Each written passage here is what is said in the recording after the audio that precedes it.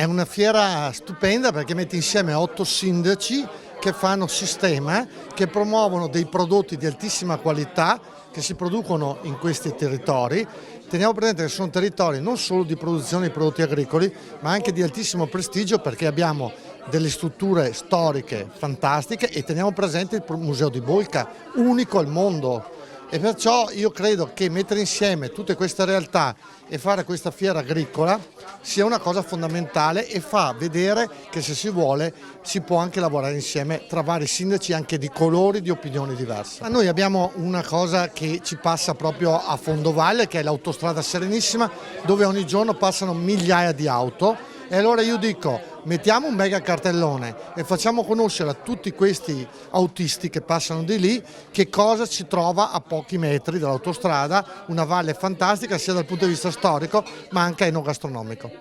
La particolarità è quella di continuare già dalla prima edizione tutte quelle manifestazioni che promuovono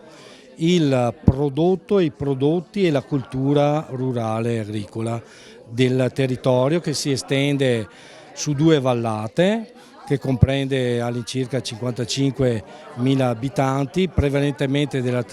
che si dedicano prevalentemente all'attività agricola e che si è evoluta con altre produzioni, quindi non solo vino di qualità, non solo ciliegie di qualità, ma anche olio di qualità e altri prodotti, poi prodotti agroindustriali di trasformazione. Con la fiera agricola si inserisce, si innesta nell'ambito della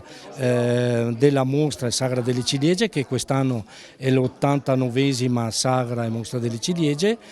che tenendo conto dell'anno che abbiamo saltato durante la seconda guerra mondiale, nel 1944 che è stato bruciato il paese di Montechia, non è stata fatta la fiera, sono 90 anni, quindi tornando indietro di 90 anni è partita nel 1933. È una mostra importante e di punta, è una delle più antiche d'Europa per quanto riguarda questo prodotto.